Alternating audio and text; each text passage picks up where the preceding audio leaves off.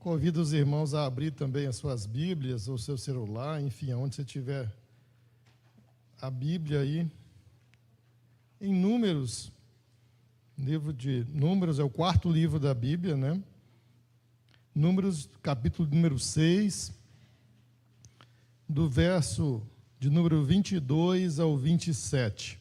Falou o Senhor a Moisés, dizendo: Fala a Arão e aos seus filhos, dizendo: Assim abençoareis os filhos de Israel, dizendo-lhes: O Senhor te abençoe e te guarda. O Senhor faça resplandecer o seu rosto sobre ti e tenha misericórdia de ti. O Senhor sobre ti levante o seu rosto e te dê a paz. Assim porão o meu nome sobre os filhos de Israel e eu os abençoarei. Parece até estranho para quem... Eu até citei isso ontem, inclusive, lá no Projeto Construir, porque ontem nós fizemos um culto também de celebração de ação de graças, relacionado a 10 anos do Projeto Construir. Parece que foi ontem, mas já tem 10 anos. Agora imagina, 10 anos já foi um marco. Imagina para nós aqui que não é 10, são 60, são 6 vezes mais. E eu disse que, quando a gente fala em relação a esse texto aqui, né, é um texto que ele está falando até, Moisés falando aqui, Deus falando a Moisés para falar isso ao povo, mas aqui diretamente, primeiramente aqui, aos levitas, mas os levitas da tribo de Arão, aos sacerdotes, para que eles dissessem ao povo, desta forma que nós lemos aqui, despedindo do povo, quando fizesse alguma reunião, alguma assembleia, tipo uma bênção apostólica, como nós temos aqui, da mesma, algo semelhante a isso, tá?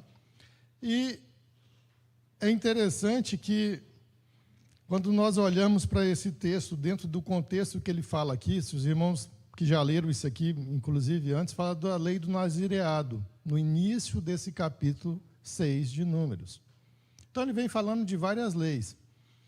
Então, só para a gente se colocar um pouco dentro do contexto, e aí esse contexto é mais abrangente, que quando nós falamos de alguma coisa que está no Pentateuco, é muito difícil a gente falar simplesmente de um só capítulo ou até de um só livro, porque ele tem uma correlação muito grande com as outras coisas que acontecem dentro deste livro, do qual os israelitas chamam de Torá, né, do qual nós chamamos de Pentateuco, e alguns chamam simplesmente dos 5 livros do qual Moisés escreveu, que são os primeiros livros que nós temos na Bíblia.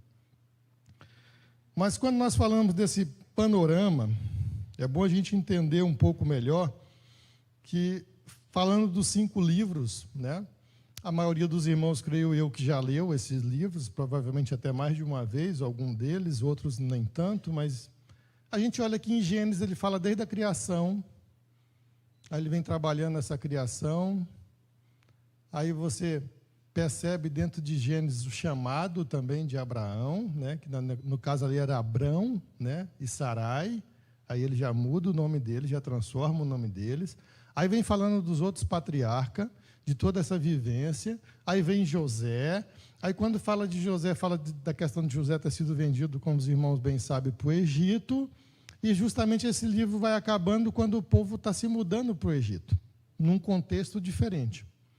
Depois, quando a gente olha para o livro de Êxodo, aí vai contar como as coisas mudaram, depois que José morreu e passou um tempo que outros faraós vieram, e o que eles estavam passando, sendo escravizados naquela terra. E aí vem todo o contexto que os irmãos conhecem, da questão das pragas, dele pegar Moisés, que estava ali no meio do povo, falar para ele, primeiro ele foge, né? Os irmãos sabem que é 40 anos, ele está ali no palácio, 40 anos no deserto, fugindo, e 40 anos depois conduzindo o povo no meio desse mesmo deserto. E é interessante que vai até, aí vem depois Levítico, que ele vem falando das leis. Aí, novamente, a gente entra depois dentro desse livro aqui, que é o quarto, que é o Números. E aí, se eu não me engano, a partir do capítulo 26, se eu não me engano, ele vem trabalhando até a questão, ou um pouco antes agora, ele vem trabalhando até a questão de ofertas para a construção do tabernáculo, que os irmãos lembram que ele não tinha. Até fala que antes disso Moisés armava uma tenda fora do arraial quando ele queria falar com Deus, às vezes em particular, que Deus falava com ele face a face, não é isso que a Bíblia fala com Moisés? E de tal maneira que ele pede essas ofertas, o povo levanta essas ofertas para construir o tabernáculo. E às vezes alguém pode se perguntar assim, mas irmãos, eles eram escravos, que ofertas foi essa que eles deram? Se os irmãos lembrarem, Deus agiu de tal forma que quando eles foram embora, os egípcios, até com vontade deles ir embora, começaram até a dar coisa para eles, pode ir embora. E muitas dessas coisas que os próprios egípcios deram para eles, foi que eles utilizaram para ofertar, para construir o tabernáculo. Mas aí a gente vê ali em todo momento, dentro desse livro, a gente entendendo aqui mais particularmente dentro de Números, né? Desde o Êxodo ali, é interessante que a gente vê eles logo no final ali, na Península do Sinai, principalmente ali por um bom tempo. Depois eles começam a levantar acampamento e começam a se deslocar. E aí é interessante como a gente vê ali, desde o princípio, o cuidado de Deus. Porque os irmãos recordam que eles tinham uma coluna de nuvem durante o dia e uma coluna de fogo durante a noite. Poucos aqui, creio eu, que conhecem um deserto, né? A gente, às vezes, tem umas ondas de calor aí, uns calorão, né? Mas, irmãos, deserto deve ser bem pior. Principalmente que de dia é muito quente e à noite inverte, é muito frio. Então, são dois extremos no mesmo lugar. Você tem um dia escaldante e uma noite muito fria. Mas olha a provisão de Deus até nisso. De dia ele dava uma coluna de nuvem para produzir o quê? Uma sombra, né? Um afresco para aquele povo. E ao mesmo tempo conduzir, porque quando aquela coluna se movimentava, o povo tinha que levantar acampamento e se movimentar também em direção àquela coluna. E à noite do mesmo jeito, só que à noite, além dele prover calor, ele ainda provia ainda uma certa segurança, porque vocês imaginam a claridade que não era essa coluna durante a noite. Até outros animais, às vezes até selvagens que tinha naquele local, nem sequer se aproximava daquela coluna de fogo, até com medo. Mas aí a gente já vê a provisão de Deus dentro disso. Então, quando nós olhamos para o panorama desse livro, dessa pequena, assim, ainda introdução que nós estamos fazendo dessa palavra, a gente vê que a autoria do livro, eu acho que ninguém tem dúvida, que é o próprio Moisés. Em relação a isso, agora uns discutem se Moisés está falando uma autobiografia, algo mais relacionado à vida dele, simplesmente, ou se ele está colocando mais dentro do contexto da própria história do povo de Israel. Mas a autoria não é questionada, é uma autoria que é de Moisés em relação a esse livro de Números e os outros 4 que compõem a Torá. E, às vezes, como uma curiosidade, porque quando nós olhamos para o próprio nome do livro, por que Números? Alguém já pensou nisso? Por que chamar o livro de Números? E dentro do livro, quando a gente vai lê-lo, a gente vai ver que várias vezes tem censos, eles vão levantar o número daquelas pessoas que estavam na tribo ali, circundando em vários períodos, em vários momentos do livro. Por isso se chamou o livro de Números, mas se chamou o livro de Números por causa da tradução grega, que é da Septuaginta, que quer dizer aritmoai, ou seja, que vem até a palavra aritmética, né? Números que a gente trabalha. Então, por isso ganhou esse nome de Números. Mas quando nós olhamos para esse título dentro da Torá, da Bíblia hebraica, não chama-se Números. Ele tem um nome até que fala mais significativo do contexto do livro, por incrível que pareça. Porque ele usa a 5ª palavra que está nesse livro em hebraico, nos primeiros versículos. E qual seria essa palavra? Seria justamente Benitbar, ou seja, no deserto. Be é no e Nitba, no deserto. Ou seja, no deserto. E é justamente isso. Se nós olharmos o contexto que fala sobre o livro de Números, ele fala desde a saída do Sinai até chegar ali na vizinhança da terra da qual eles iam tomar posse, que é a terra de Canaã. Ia tomar posse, parece que é uma coisa assim, ia chegar lá e ia mostrar uma escritura, né, irmãos? Mas não era não, né? Eles tinham que lutar por aquele local, passar por várias adversidades. Mas enquanto eles estavam no deserto, Deus proveu tudo sobre a vida deles. Porque no deserto, assim como quando a multidão estava com Jesus ali naquele local que Jesus estava ali falando com aqueles homens e mulheres, com cerca de 5.000, não tinha padaria, não tinha supermercado, não tinha ali vamos ali no irmão ali que ele vende água, tem um monte de bombona de água ali. Não tinha loja para comprar roupa, nem calçado, enfim, não tinha nada disso. Mas, no entanto, quando você lê o livro, fala que não faltou nada a esse povo. Deus proveu tudo no seu tempo sobre a vida deles. E aí a gente pode imaginar e olhar e falar assim, então o irmão Orlando é uma maravilha, então eles não precisavam fazer nada e Deus estava provendo tudo para eles. Será que era assim? Será que eles também não reclamavam? A gente poderia chamar esse livro de murmuração. O que é que vocês acham? Não fala que nesse livro aqui, fala que o povo murmurou contra Deus 10 vezes. Nesse mesmo livro aqui. O povo murmurou. O povo sentiu até saudade do Egito. As pessoas dizem que as pessoas acostumam com as coisas, que até com as coisas ruins têm saudade ainda. Parece uma coisa antagônica, né? Mas sentiram saudade. Para quem gosta de cebola, diz que eles queriam cebolas do Egito. Né? Tem irmão que fala, até torce o nariz aí, cebola. Não, eu gosto, tá, irmãos? Não sou louco por cebola, mas gosto. Mas, enfim. Mas tem os irmãos que não gostam. Mas fala que eles sentiram saudade das coisas do Egito. Então, a gente percebe aqui que nesse livro acontecem muitas coisas. Muitas coisas. Mas ele mostra, sim, muito o contexto dessa peregrinação no deserto e como Deus veio tratando com este povo. Quando nós pensamos em relação ao propósito disso, a ocasião, o contexto disso tudo, a gente tem que lembrar que os judeus se referem aqui a esses livros, como eu falei, em relação a Pentateuco, ou nós chamamos aqui a Torá, no caso o judeu se refere, mas nós já colocamos mais nesse outro contexto. Mas temos que entender que os capítulos finais desse livro relatam que o povo partiu novamente e alcançou as margens do Jordão, prestes a atravessar para a terra prometida e aos seus antepassados, que foi até o que eu disse há pouco. Ou seja, mostra o contexto deles saindo do Monte Sinai e indo até a fronteira da onde eles teriam que tomar posse. E como eu disse que o povo reclamou, uma das coisas que eles reclamaram, se os irmãos bem lembram, era que para eles havia uma impossibilidade. Qual seria essa impossibilidade? Como que nós vamos conquistar essa terra? Como que nós vamos lutar com esse povo, que é um povo já beligerante, um povo guerreiro? Como que nós vamos vencer isso? Não foi isso que passou logo no início? Falaram que nós somos como gafanhoto perto desse povo.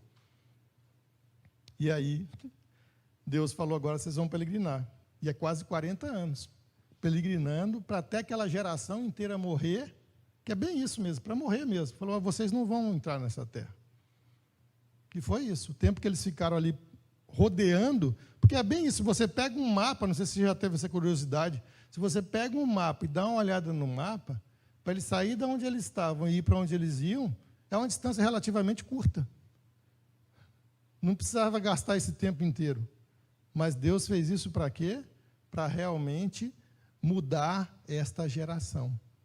Mudar aquela geração que tinha ainda a mente de escravo. E eu digo a vocês, a primeira coisa que a gente tem que perceber hoje, quando Deus entra na nossa vida de fato, a primeira mentalidade que a gente tem que tirar é que não somos mais escravos do pecado. Você não é mais um agente simplesmente do pecado. Você não está mais a esmo.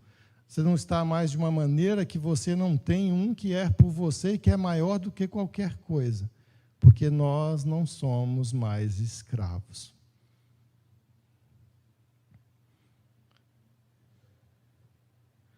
E aí, quando nós lembramos em relação ao Sinai, e aí até mostrado dentro desse livro também, inclusive, Moisés sobe lá para buscar as tábuas. E quando Moisés desce, eles já tinham feito um bezerrinho de ouro, né? Eles já estavam lá, achando que Moisés nem sequer ia aparecer novamente. Eles já estavam praticando aquilo que eles aprenderam, inclusive lá no meio do Egito. Então devemos tomar muito cuidado. Quando às vezes estamos achando que Deus não está nem vendo, nem operando, nem tratando, nem cuidando, e possamos pensar, não vai adiantar nada mesmo. Eu vou achar um meio para mim. Mas não há outro meio, irmãos. O meio é só através do Senhor.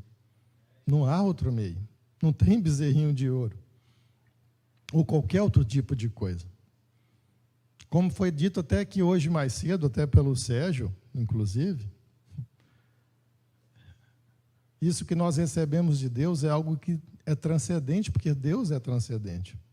Não é algo simplesmente que vem do material. Deus realmente não precisa de nada.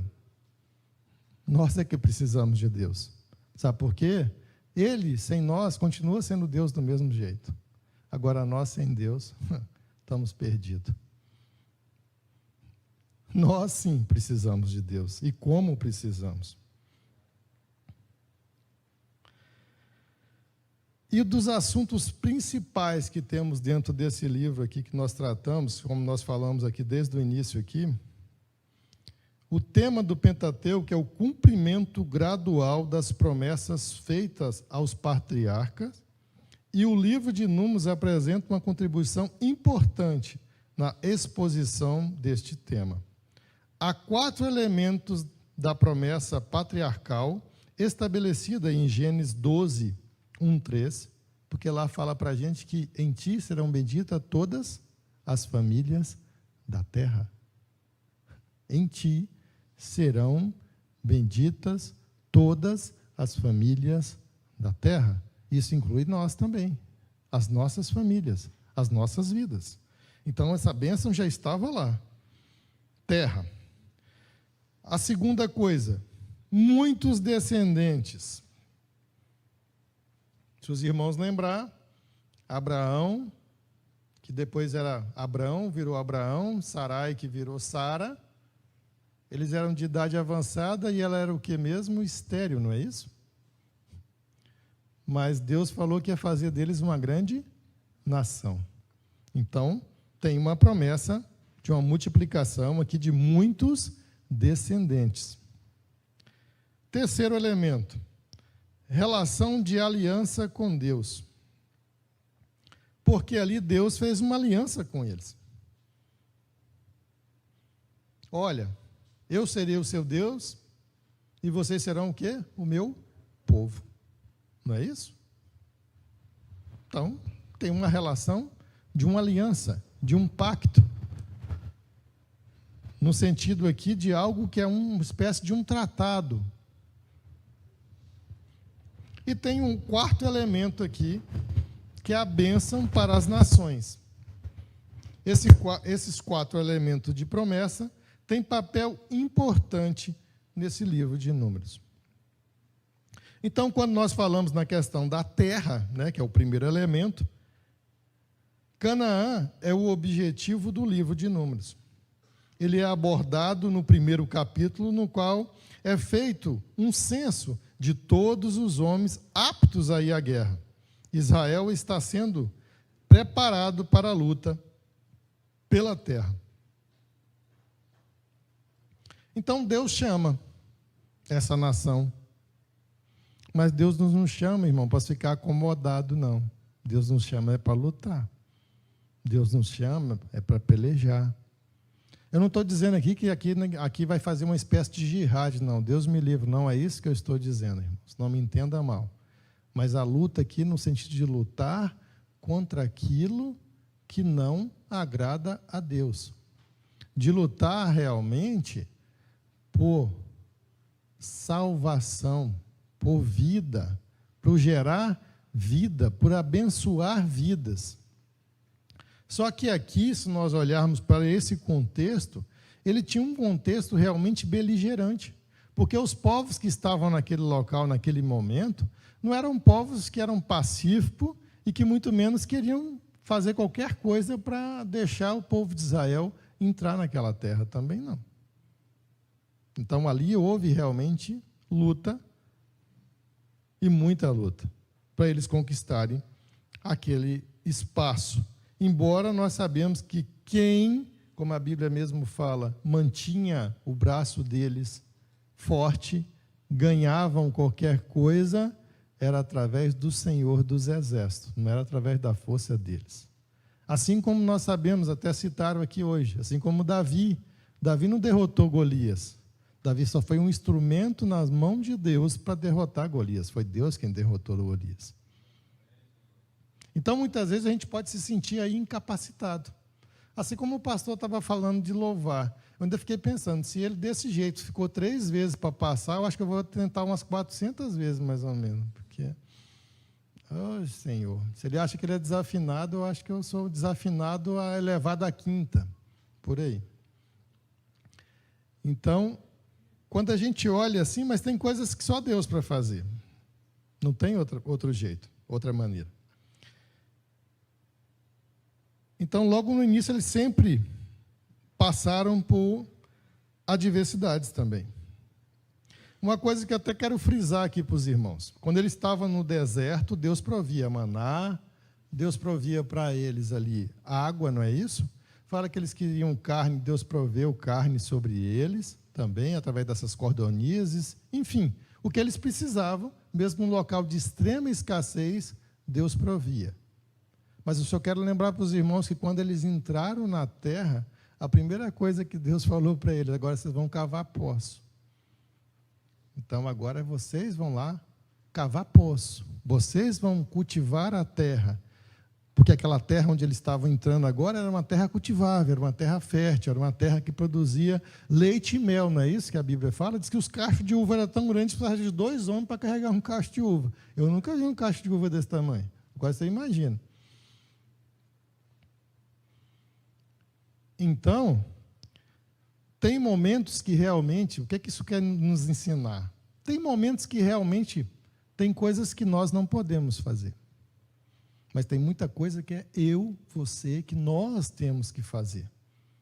Aí aquilo que chega no limite, aquilo que chega num ponto que nós não temos mais como fazer, é aí que Deus opera. Naquilo que podemos fazer, irmãos, é nós que temos que fazer. E naquilo que nós não podemos, aquilo que não está na nossa esfera de ação, é Deus que age sobre nós. Mesmo quando você está dormindo, Deus está operando em seu favor. Lembre disso. Deus sempre está olhando por nós. Não porque nós somos o centro do universo, não. Mas é porque Deus é bom. Muito bom. Muito misericordioso. Então, quando fala de descendência aqui, Abraão havia, que é o segundo ponto, havia recebido a promessa de que seus descendentes seriam tão numerosos como as estrelas do céu. Eu não tenho nem ideia, irmão, quantas estrelas tem no céu, mas eu sei que tem muitas, né? Isso hoje até a gente perdeu um pouco desse sentido também, porque a gente vive em cidades que tem tanta luz que a gente não consegue ver realmente o céu de uma forma mais, assim, perfeita. Quem tem oportunidade aí, eu já teve, de algum momento, ir para um local já mais afastado de grandes centros, um lugar assim, onde bem escuro mesmo, você olha para o céu, parece que o céu é diferente, mas não é o mesmo, só não tem tanto de luz para ofuscar a gente conseguir, ou foi até em algum observatório. Eu até fui aqui no da URGS uma vez, olhar aqui um pouco Tem do lado ali do prédio da engenharia aqui no centro, tem um local lá que eles têm um telescópio eletrônico lá, muito legal. Eu levei minha filha lá uma vez. Então, é interessante que é um número, com certeza, sim, algo muito grande. Agora fala que a descendência seria dessa forma de um homem que tinha nem sequer um filho naquele momento, quando ele ouviu isso. Mas também a gente tem que entender aqui, e aí entra. Se os irmãos lembrarem, nesse mesmo livro lá em Números, no capítulo 23, se eu não me engano, fala que eles contrataram um camarada para ver o arraial, que disseram que era uma espécie de profeta, e pagou ele para ele lançar uma maldição sobre o povo de Israel. Os irmãos lembram disso? Um camarada que andava numa jumenta, mas a jumenta até falou com ele, né? Balaão, esse mesmo. Olha como é que Deus age, irmãos. Por isso que fala que nenhuma maldição há naqueles que estão em Cristo Jesus realmente. Porque ninguém pode nos amaldiçoar. Porque se vir alguém para te amaldiçoar, ele vai te abençoar, assim como o Balaão. O Balaão não conseguiu, ele recebeu até, ele foi pago para fazer isso. Mas chegou lá, ele olhou para aquela nação, para aquele povo, daquele monte alto ali, e em vez de amaldiçoar, ele abençoou.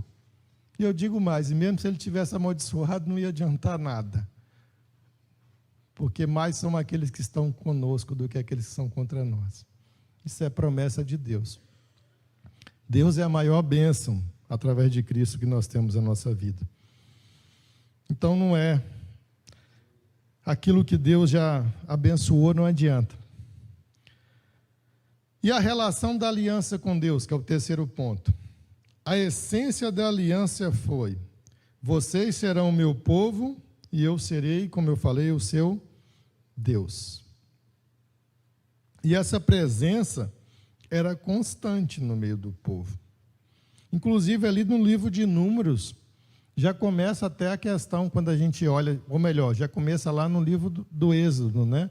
A questão da presença de Deus ser marcada pela a Arca da Aliança. Vocês lembram? A Arca da Aliança representava a presença de Deus no meio do povo. É tanto que a própria distribuição das tribos era colocada o tabernáculo, e aí, em volta do tabernáculo, distribuiu as 12 tribos. E aí alguém pode falar assim: mas irmãos, não eram 13? Será que está errado se alguém falar isso? Eu digo para vocês que não. E por quê? Porque levitas não eram contados.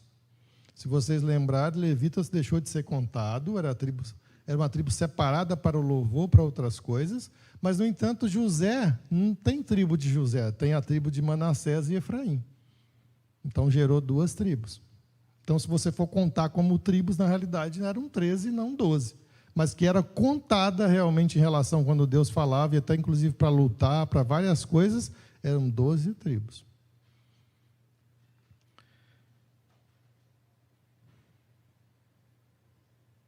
E aí, dentro dessa, agora da bênção, né?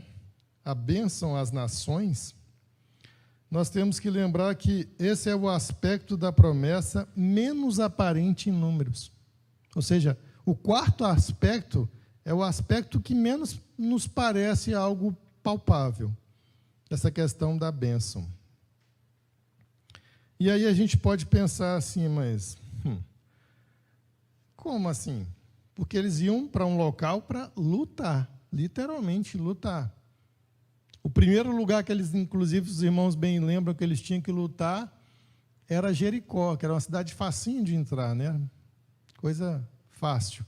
Tinha um murinho assim, um murinho de nada. Pouca coisa de muro. Né? Uma cidade, não tinha fortificação nenhuma. Só chegar lá e dar um carteiraço. Falava: eu vim aqui, abre a porta aí para mim que eu estou entrando. Bem, muito ao contrário disso. Mas a gente, mesmo assim, sendo menos aparente, né, a gente vê alguns pontos que falam disso. Por exemplo, Números 24, 9, que ele fala assim, ó: benditos que te abençoarem vocês, e malditos que amaldiçoarem vocês. Ou seja, ele já coloca que tinha uma bênção sobre essa nação. Ou seja, a implicação é que as nações que tratarem Israel generosamente serão abençoadas, e aquelas que tratarem Israel de forma antagônica receberão também algo na mesma proporção. E assim o foi, porque a grande maioria das nações que estavam ali trataram Israel de forma dura, e Israel também tratou eles de forma dura. E quando nós pensamos no livro, como eu falei, que ele fala na questão de ciclos, de momentos aqui, como eu disse que eles saíram do Sinai, então se você olhar lá, pode até conferir na sua casa depois, Êxodo capítulo 19, do verso 1 até Números, capítulo 10, verso 10, eles ficaram todo esse tempo ali no Monte Sinai. Aí depois fala que é a jornada do Sinai até Cádiz. Por quê? De Números 10, 11 até Números 12, 16, foi o percurso que eles fizeram até chegar em Cádiz. Depois tem outro período de transição aqui, novamente, que eles ficam acampados bastante tempo. Isso é relatado no livro. Ou seja, de Números 13, 1 até 19, 22, eles ficaram ali acampados em Cádiz, que aconteceram várias coisas ali. Aí vem outro momento de transição, novamente, deles se deslocarem, um deslocamento grande aí, que é a jornada de Cádiz até as Campinas de Moabe. Números 20, capítulo 1, até Números 22, capítulo 1. E aí vem até o final do livro, que é a transição da lei nas Campinas de Moabe, ou seja, a transmissão da lei. Ali eles receberam várias coisas da lei também dentro do livro de Números. E esse período foi de Números 22, capítulo 2, até Números 36, verso 13. Permaneceram ali nas Campinas de Moabe. Então, é um livro que ele fala bastante sobre, principalmente, os momentos que eles ficaram acampados bastante tempo no local. E, em alguns momentos, eles transitam até um determinado local, até chegar ali, nas Campinas de Moabe. Agora, mais especificamente mesmo, dentro da nossa leitura aqui,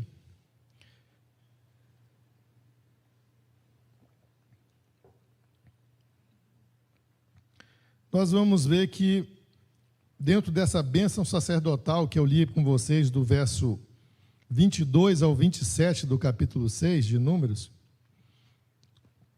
que era uma espécie de forma que tinha que ser usada para abençoar o povo, consagrado e santificado. E é interessante que, até nos nossos dias atuais, inclusive para quem gosta de seguir aquela guria, acho que ela chama Aline, se eu não me engano, que tem uns vídeos no YouTube bem legais sobre Israel. Ela mostra até um vídeo, inclusive, que mostra justamente uma cena dessa que, no momento de festividade, inclusive ela relata ali que estão ali, inclusive, os levitas, e eles proclamam essa bênção sobre eles lá no Muro das Lamentações. Pode até dar uma olhadinha em casa depois, vocês vão ver esse fato ocorrendo, eles justamente recitando essa passagem de Número 6, do 22 ao 26, no caso. Eles não vão até o 27, tá? Mas é do 22 ao 26, eu fui um pouquinho além, mas eles relatam justamente essa bênção sobre o povo. Vocês podem dar uma olhadinha, que é bem interessante esse vídeo que relata essa prática sendo exercida mesmo nos nossos dias. Seu valor. Pelo visto, nesta fase da história de Israel, os sacerdotes receberam autoridade para usar o nome divino. Eles abençoavam de maneira semelhante ao que o pai oriental fazia, quando abençoava seus filhos em nome de Deus. Ou seja, o grande valor do texto é a maneira na qual exalta o caráter de Deus diante do povo. A bênção consistia em 3 sentenças que tomam o versículo 24, como eu falei, a 26. Cada versículo é uma parelha de versos com a segunda porção apresentando a aplicação da graça sugerida na primeira.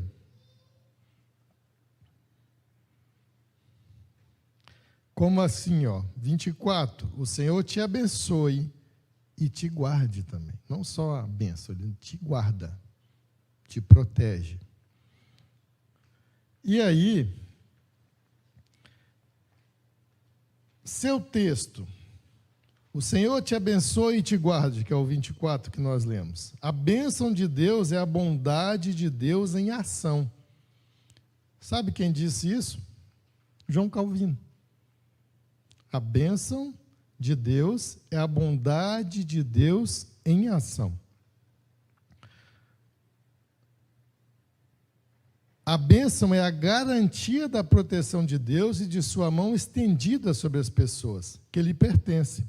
A bênção não abrangia apenas os aspectos físicos da vida, como está lá no Salmo 91, mas também diz respeito às questões espirituais mais profundas. O tempo está avançado, mas eu cheguei até a pensar em lê-la. Mas, assim, os irmãos anotem e dão uma olhadinha em casa. João, capítulo 17, do verso 9 ao verso 15, que fala ali da própria bênção também, que o próprio Senhor Jesus está fazendo aquela intercessão por nós. É Jesus falando ali em João, também dando uma bênção, algo semelhante a isso que está sendo feito aqui lá em Números. E Tessalonicenses também, 1 Tessalonicenses 5, 23.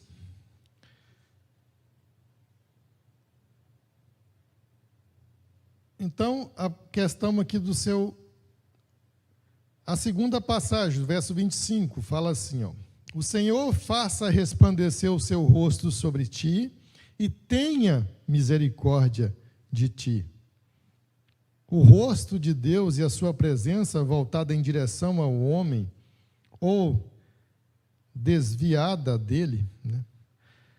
Os israelitas sempre foram incansavelmente lembrados do favor de Deus pela representação do rosto divino voltado em direção a eles e pela presença e glória celestial em seu meio.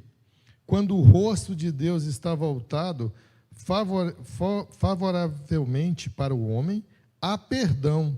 A graça de Deus é estendida para satisfazer as necessidades humanas.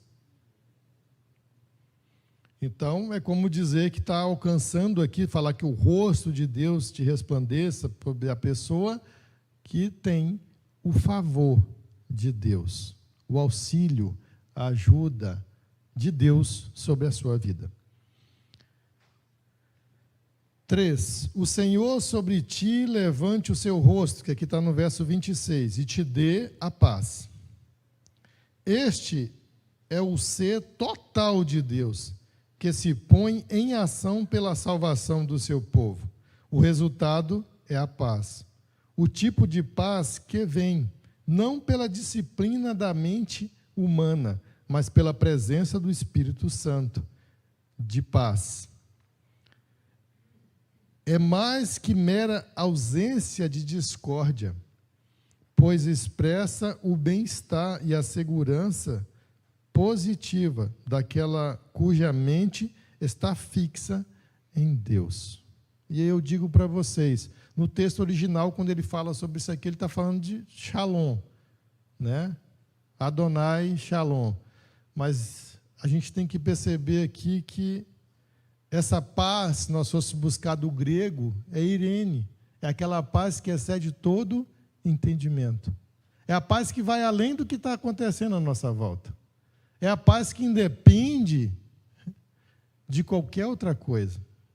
Ela não é uma paz circunstancial, nem uma paz que ela está atrelada simplesmente ao que você está vivendo. ao que você está passando, ao que está ao seu lado.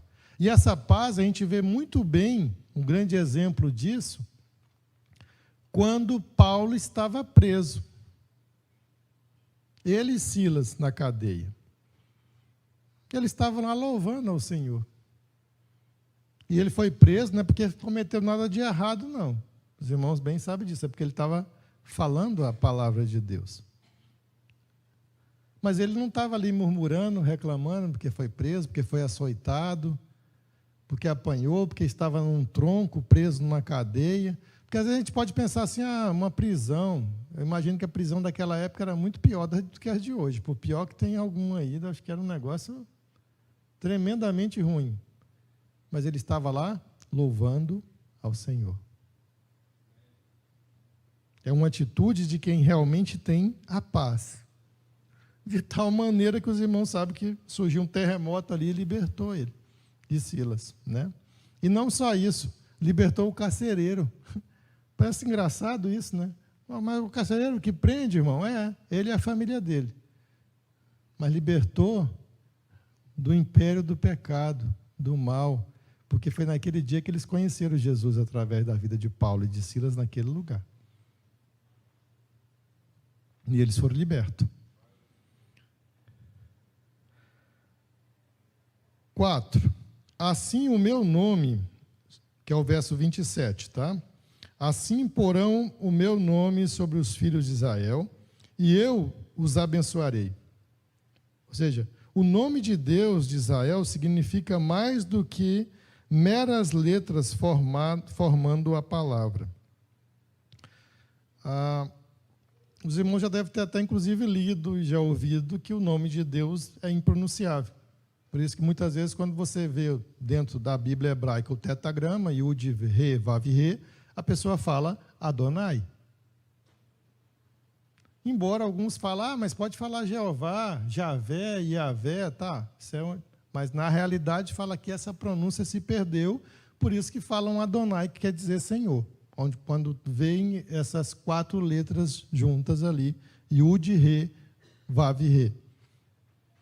Mas, enfim, dentro disso, fala que não é meramente um nome. E até porque, quando pega a significância desse nome, Yud, Re, Vav, Re, significa o autoexistente. Aquele que é. Ou seja, é só ele. Nós aqui fomos criados, mas ele é o autoexistente. Ele é o Criador. É ele, como foi dito aqui, que ele está acima de qualquer coisa. Ele não está preso nem ao tempo e muito menos ao espaço, como nós. Mas ele sim criou o tempo e o espaço onde nós estamos inseridos. Então, o nome de Deus de Israel significa mais do que meras letras formando a palavra. Seu nome faz parte do ser e não pode ser desassociado de sua natureza. É interessante que quando Moisés foi falar para o povo, falou assim, quem que diz que tu é? Eu sou o que sou. Em outras palavras, ele estava falando isso, eu sou o autoexistente. Aí se perguntaram, quem é o Senhor?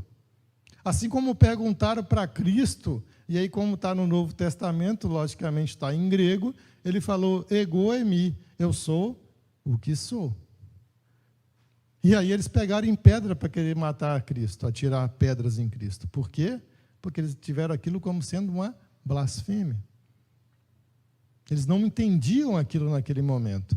Mas lógico que Cristo não morreu naquele momento, porque não era chegado nem o momento dele, nem era assim que ele deveria morrer.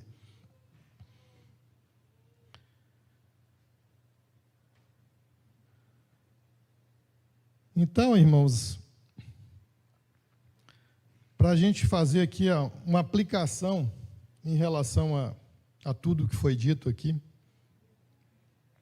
nós temos 3 aplicações em relação à bênção de Deus. A primeira delas, a consagração de uma vida separada traz a bênção da proteção de Deus, que é o que está no verso de número 24. O Senhor te abençoe e te guarde.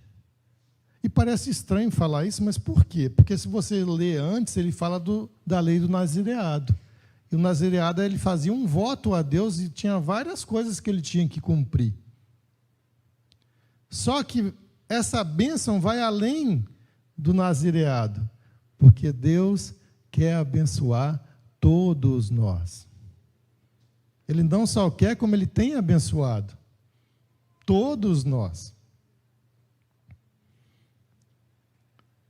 E abençoado de tal maneira, irmãos, que nós recebemos algo que nada no mundo poderia nos dar.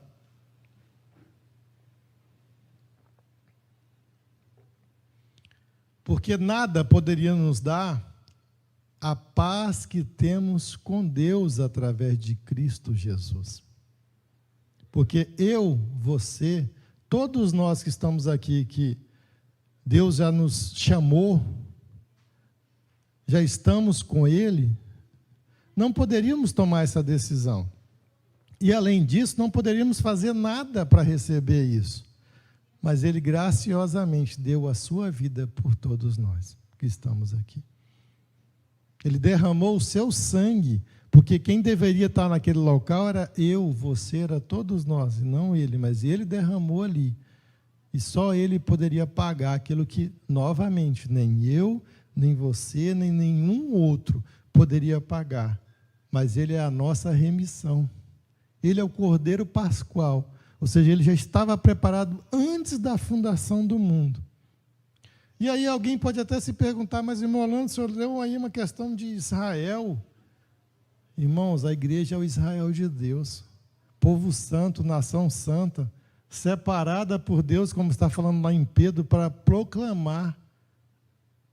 Novamente, aí, proclamar, realizar, fazer. Não chamou a gente para ficar só, vou usar até uma expressão, vai deitar na rede, né? Os irmãos entendem bem isso. Ficar deitado na rede ali, tranquilão. Não, não foi isso que Deus nos chamou. Mas Ele te abençoa, Ele nos abençoa, para nós realizarmos, para nós fazermos, e nos guarda, nos protege. Segunda aplicação, o favor de Deus é mostrado em sua graça. Tem tudo a ver. Porque a gente receber algo que a gente merece, aí é mérito nosso. Mas quando é de graça, irmãos, né? Aí não foi você que mereceu, não foi eu que mereci, mas foi Ele que de boa vontade nos deu. Nos ofereceu algo que nenhum outro poderia oferecer, inclusive. Para que nós possamos viver diferente. Para que nós possamos viver de uma outra maneira. Para que nós possamos ver o mundo que nós vivemos também de outra forma. E para que nós possamos compartilhar isso com outras pessoas também. Terceira aplicação, que seria aqui o verso 26. Eu vou até lê-lo aqui. O Senhor sobre ti levante o rosto e te dê a paz. A comunhão com Deus é experimentada na paz. E isso é tão verdade que desde o início, o irmão pode estar pensando desde o início, o que o irmão Orlando está falando com isso? Fala que Deus, na viração do dia, falava com Adão e Eva, todos os dias. Não é isso? Mas diz que num dia que eles pecaram, quando Deus chegou lá, onde é que eles estavam mesmo? Inutilmente tentaram se esconder da presença de Deus, não é isso? Eu digo inutilmente porque Deus está em todo lugar, Ele vê todas as coisas. Como é que eu vou me esconder de Deus? Mas o pecado faz com que o homem muitas vezes queira ficar longe, se esconder de Deus. Porque ele tem medo do que pode vir sobre ele nesse caso aqui. Mas quando há o inverso, a comunhão com Deus, aí acontece lá como no Monte da Transfiguração. Pedro falou, Senhor, o que é que nós fazemos? 3 tendas aqui, vamos ficar aqui, não quer nem ir embora. Porque a presença de Deus é maravilhosa. E Ele está em você, está em mim, em cada um de nós. Ele não está fora de nós simplesmente, Ele está em nós. Porque cada um aqui é um tabernáculo, é um templo do Senhor. E a Bíblia mesmo usa esse termo, literalmente isso, quando fala que é o Emanuel, é o Deus conosco. Porque Ele tabernaculou, ou seja, Ele habitou e Ele habita em cada um de nós. O Espírito Santo de Deus está em cada um. Não vamos perder isso. De tal forma que quando a gente olha para Davi, lá no capítulo 50, Salmo 51, o que é que ele pede? Senhor, não retires de mim o teu Espírito, porque o Espírito de Deus é vida, e Ele te deu vida, e vida em abundância. Adore a Deus. Aleluia. Amém.